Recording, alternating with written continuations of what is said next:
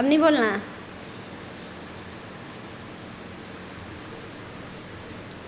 बोली देवाई देव 1000 श्री आदिनाथ भगवान की जय। आचार्य मानतंग स्वामी जी की जय। आचार्य गुरुवर श्री विद्यासागर जी मुनिराज की जय। आचार्य गुरु ज्ञान सागर जी मुनिराज की जय।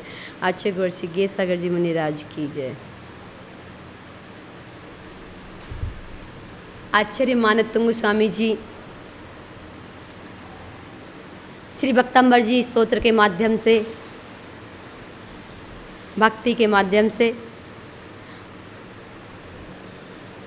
वक्तुम गुणान गुण समुद्र शशांक कांतान कस्ते क्षमः सुर गुरु प्रतिमोपि बुद्ध्या कल्पान्ते काले पवनोद्धत नक्रचक्रम कोवातरीतुमलमम्बुनिधिं भुजाभ्याम्।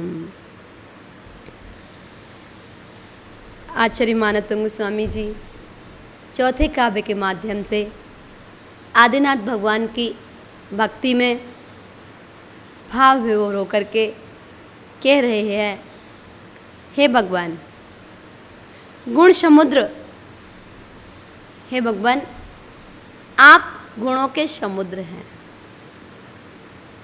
ते माने आपके,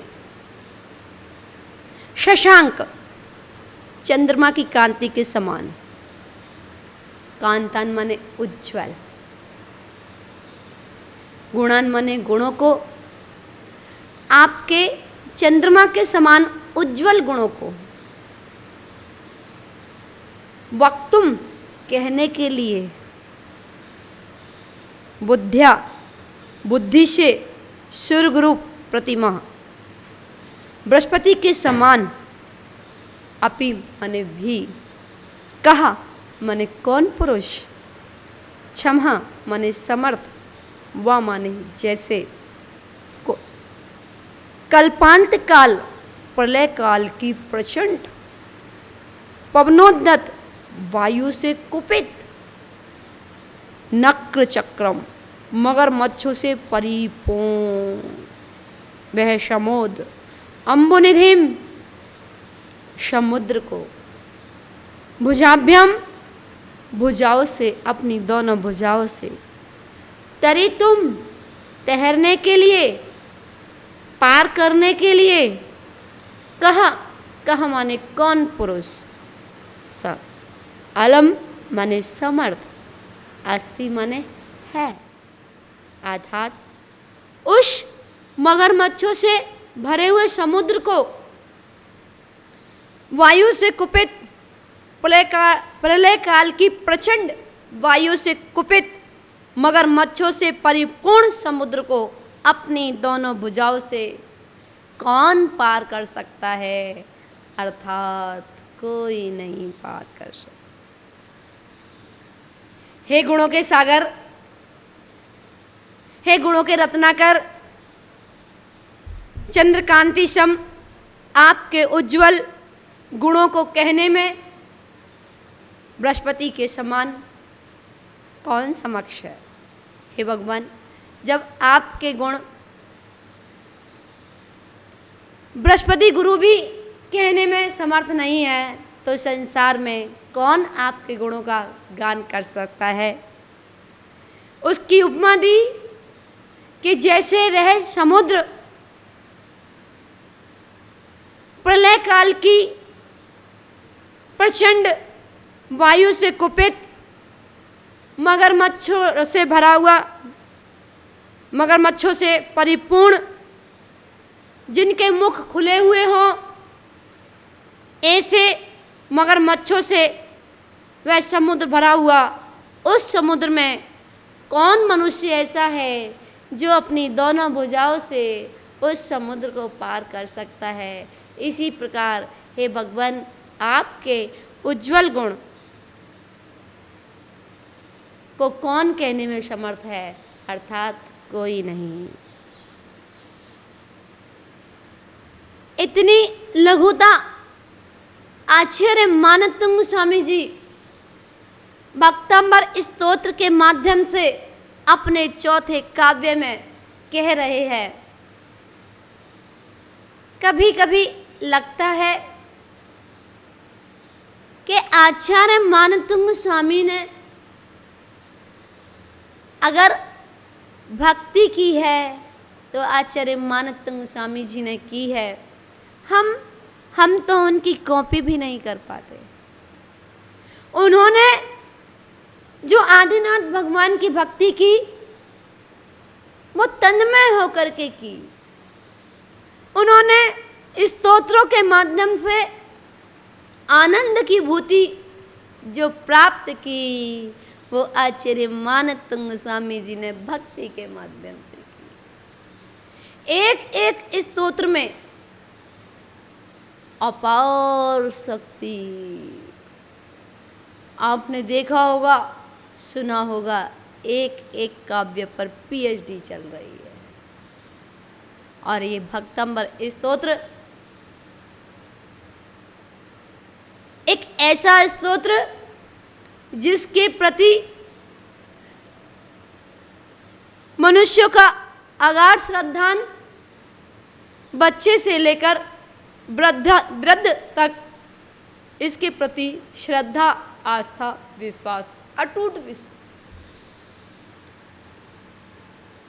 आपके जीवन में कितने भी संकट आए, कितने भी उपसर्ग आए, कितनी भी परेशानियां आए, शारीरिक, मानसिक, पारिवारिक, किसी भी प्रकार की कोई समस्या आए, आप एक बार आदिनाथ भगवान की भक्ति में आचार्य मानतुंग स्वामी जी के द्वारा रचित उस भक्तंबर जी स्तोत्रों के माध्यम से डूबने का प्रयास करना।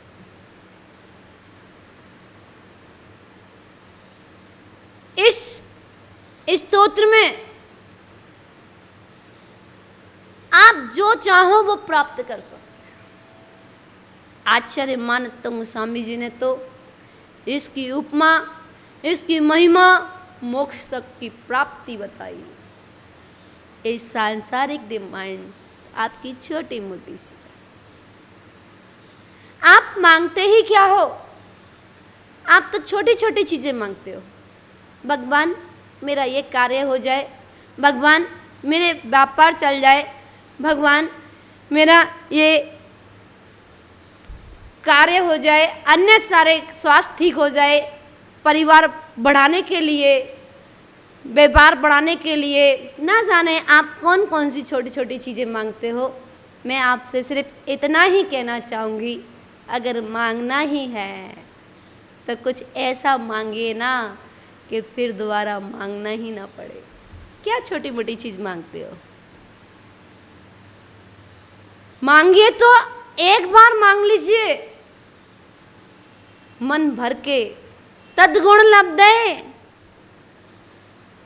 हे भगवान, आपके गुणों की प्राप्ति हो जाए, तद्गुण लब्धे। ऐसी चीज मांगिए कि आपको कुछ मांगने की जरूरत ही ना पड़े। आपने इतना सा कह दिया, तद्गुण लब्धे।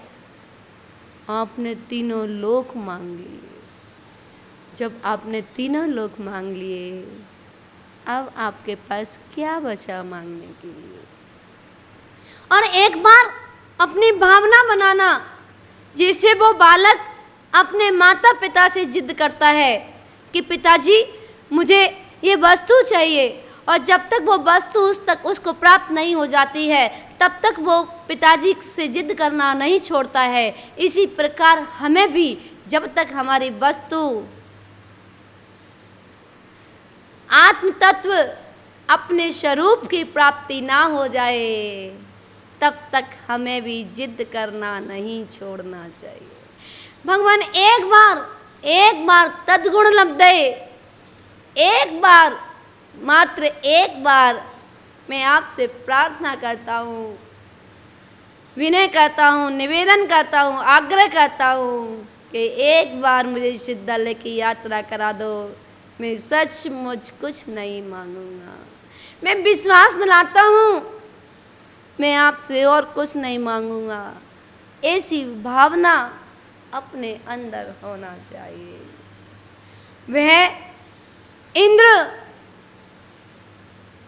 स्वर्गों के इंद्र भी अनेक प्रकार की भक्तियां करते हैं।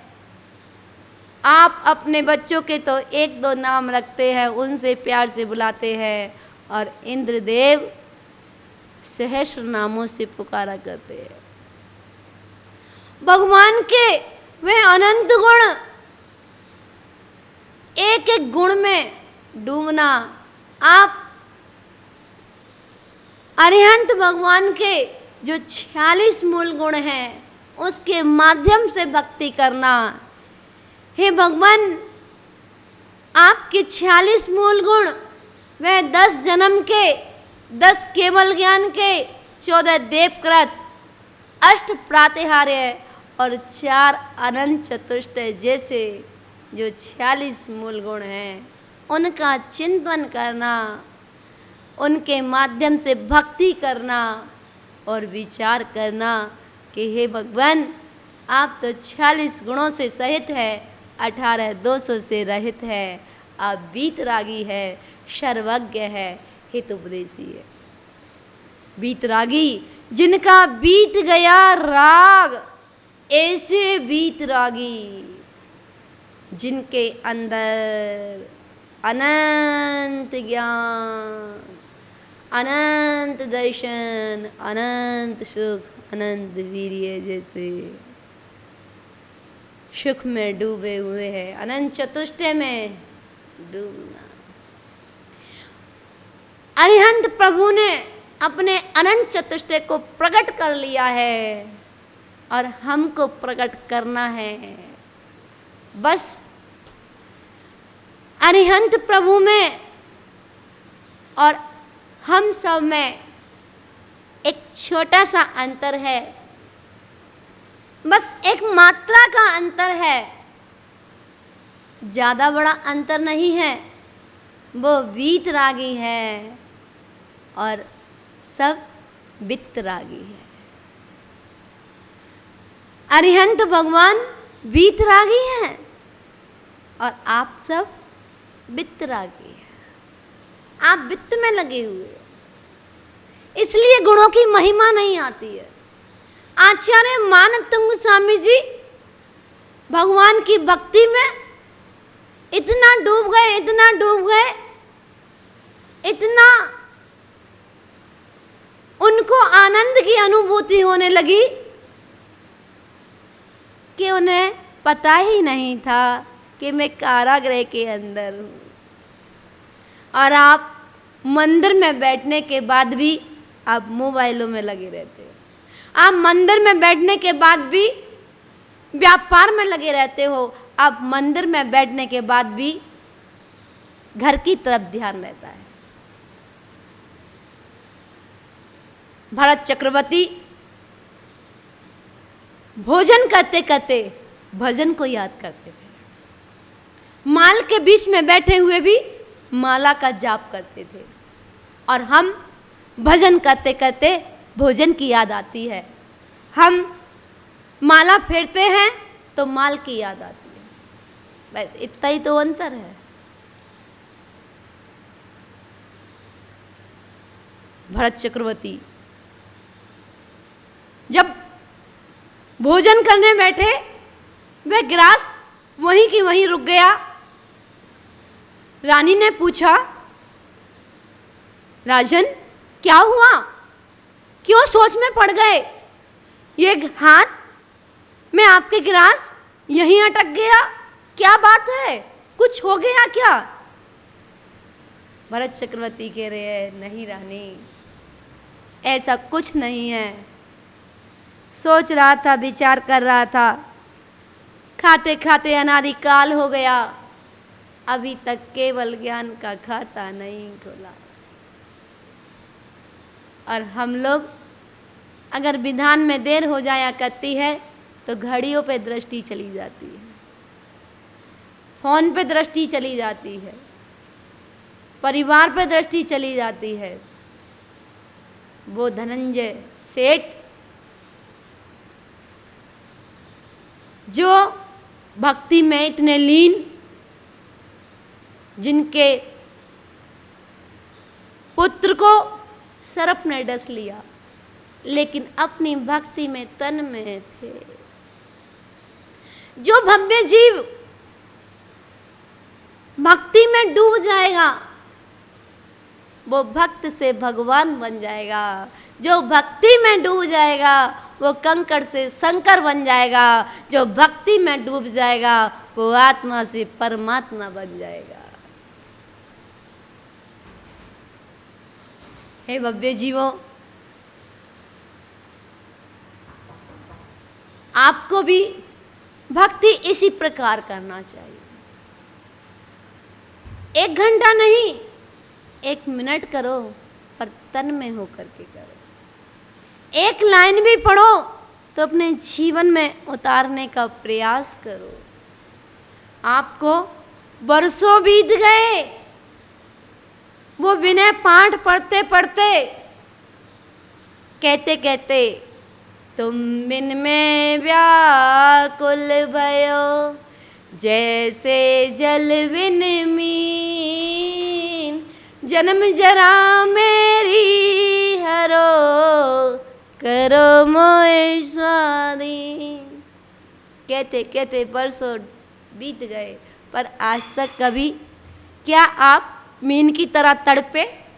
नहीं, कभी नहीं तड़पे। अगर एक बार भी उस मीन की तरह तड़प जाते, तो शायद तुम्हारे कर्मों के ताले भी टूट जाते। वो आचार्य मानतंग स्वामी वो भक्ति में यही भूल गए कि ये कारागृह है। उन्हें 48 ताले दिखाई नहीं दे रहे थे, उन्हें तो भगवान श्री आदिनाथ प्रभु दिखाई दे रहे थे। उनको तो उस कारागृह के अंदर उनके गुण दिखाई दे रहे थे, उनकी महिमा, उनका गुणगान, और कुछ नहीं।